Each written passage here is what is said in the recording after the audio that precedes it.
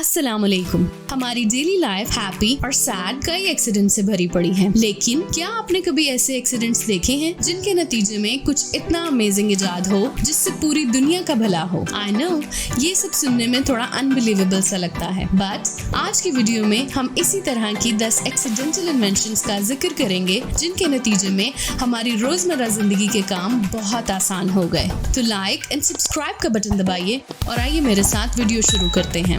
Welcome to curious cat, let's get started. माचिस एक accidental यानी हादसाती इजाद है जो कि 1826 में बर्तानिया के एक डिस्पेंसरी के फार्मासिस्ट जॉन वॉकर की है। तो ये हादसा कुछ इस तरह से पेश आया कि वॉकर दवाइयां बनाने की गर्ज से केमिकल्स को आपस में मिक्स करने के लिए पतली लकड़ी की स्टिक्स को यूज किया करता था। एक दिन उसी पतली स्टिक पर किसी पुरानी दवाई का बचा केमिकल जमा रह गया और जब उसने उस केमिकल को स्टिक से खुरेचने की कोशिश की तो उस स्टिक ने आग पकड़ ली, यानी जल उठी, और इस तरह से माचिस जैसी इनक्रेडिबल इन्वेंशन हुई जो कि हमारी डेली लाइफ की जरूरियात का एक अहम जुज़्व है। Coca Cola.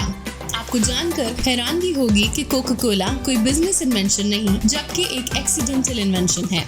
1886 में एक फार्मासिस्ट जॉन पेम्बरटन अपने पेशेंट्स के सर दर्द को दूर करने के लिए कोई दवाई ढूंढ रहा था। तो यूं ही दवाई बनाते बनाते उसने एक सिरप तैयार किया। उस सिरप का मेजर इंग्रेडिएंट कोका लीव्स और कोला नट्स थे। खैर, इस सिरप को पीने की इंस्ट्रक्शंस ये थी कि इसको पानी में मिक्स करके पिया जाना था, लेकिन एक दिन यही सिरप बाय एक्सीडेंट पानी की बजाय सोडा में मिक्स हो गया और इस तरह से कोका कोला जैसी स्वीट एंड रिफ्रेशिंग इजाद हुई जिसे आज भी हमारी हर पार्टी और गैदरिंग में as a must soft drink पिया जाता है।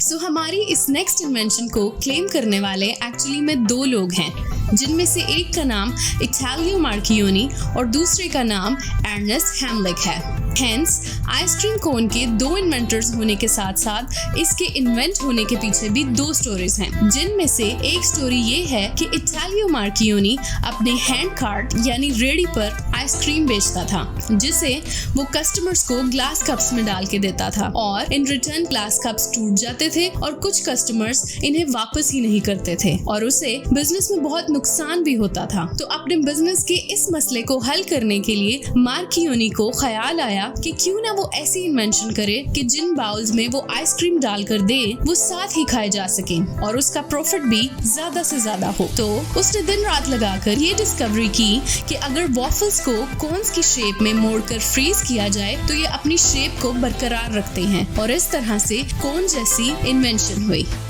दूसरी स्टोरी इससे भी इंटरेस्टिंग है। तो दूसरी स्टोरी के मुताबिक अर्नेस्ट एंड इटालियो दोनों साथ साथ रेडी लगाते थे। एक दिन मेले के दौरान इटालियो के पास कस्टमर्स का रश होने की वजह से कप्स खत्म हो गए और उसके साथ रेडी वाले ने ऑन द स्पॉट अपने फ्लैट पर्शियन वॉफल्स को मोड़कर कोन्स बनाकर दी और इस तरह से कोन्स इन्वेंट हुई। अब इन दोनों में से ये इन्वेंशन एक्चुअली में किसने की we don't know, but we do know कि ये इनक्रेडिबल इन्वेंशन है जो कि आज हम मजे से खाते हैं, लेकिन ज्यादातर रैकेट के मुताबिक क्रेडिट इटालियो मार्कियोनी का ही है और उसे उसकी इन्वेंशन के लिए 1904 में पेटेंट भी प्रोवाइड किया गया था। पोटैटो चिप्स, जिसे उर्दू में आलू की चिप्स भी कहा जाता है। तो हुआ कुछ यूं, 1853 में न्यूयॉर्क सिटी में एक जॉर्ज क्रिम नामी शेफ अपनी शॉप पे चिप्स बेचता था, जिसके कस्टमर्स उसको कंप्लेंट्स करने लगे कि उसकी चिप्स क्रिस्पी नहीं है। तो जॉर्ज ने अपने कस्टमर्स की कंप्लेंट्स को दूर करने के लिए आलू काटते हुए आलू के स्लाइसेस को पतले से पतला काटने की कोशिश की और उन्हीं पतले स्लाइसेस को ऑयल में फ्राई किया और जब उसने अपने कस्टमर्स को ये न्यू रेसिपी खाई तो सब के सब दंग रह गए और इस न्यू रेसिपी को बहुत पसंद किया और इस तरह से चिप्स, जिसे आज हम बड़े शौक से खाते हैं, इजाद हुई। जब से लेकर आज तक जॉर्ज क्रिम की ये रेसिपी पूरी दुनिया में वाइडली पसंद की जाती है।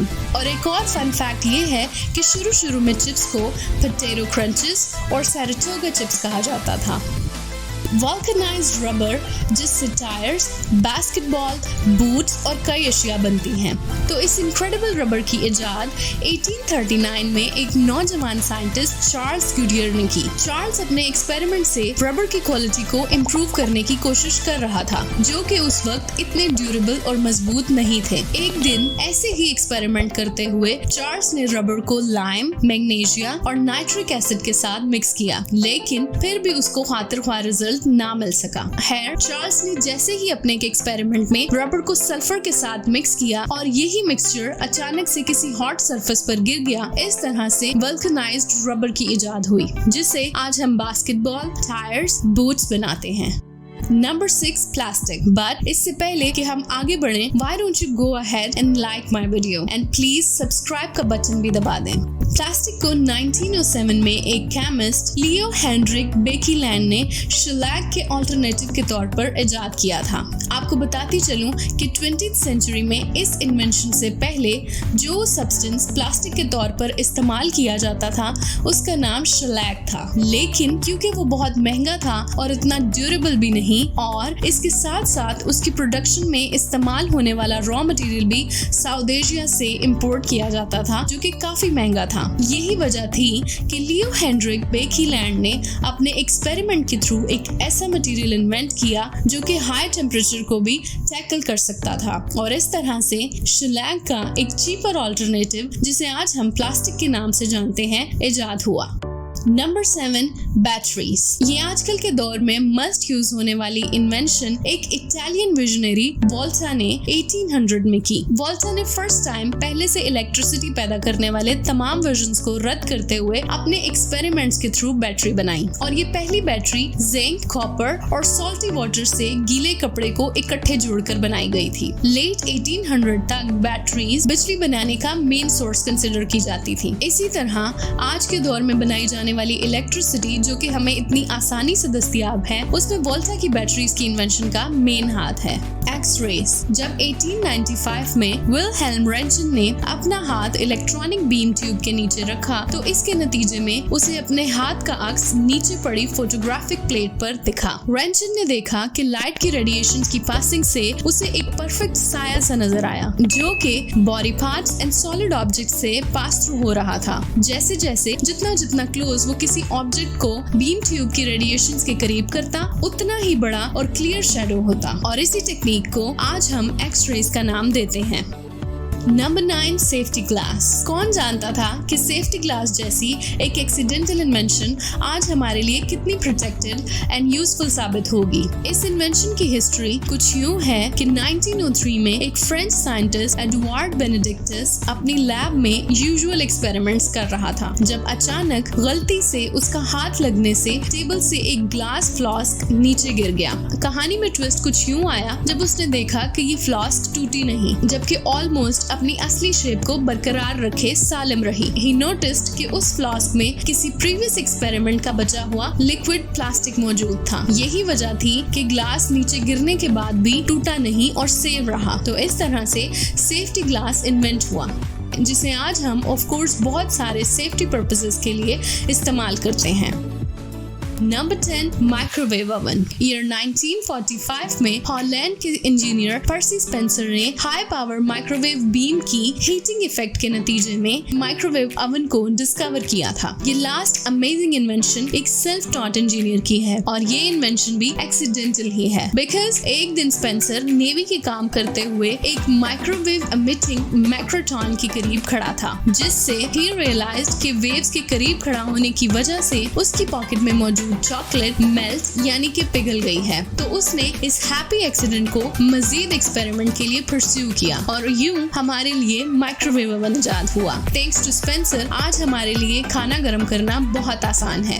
तो ये थी हमारी 10 एक्सीडेंटल इन्वेंशंस जिन्होंने हमारी जिंदगी को बहुत आसान बना दिया है। इन तमाम इन्वेंशंस में से आपकी फेवरेट इन्वेंशन कौन सी थी मुझे कमेंट करके जरूर बताइएगा। ऑल्सो अगर आपको वीडियो अच्छी लगी हो तो इसको लाइक जरूर कीजिएगा, एंड प्लीज मेरे चैनल को सब्सक्राइब करते हुए बेल आइकन को भी प्रेस कर दीजिए ताकि मेरी कोई भी लेटेस्ट वीडियो आप तक बर वक्त पहुंचे। In the end, thank you so much for watching y'all. अल्लाह हाफिज।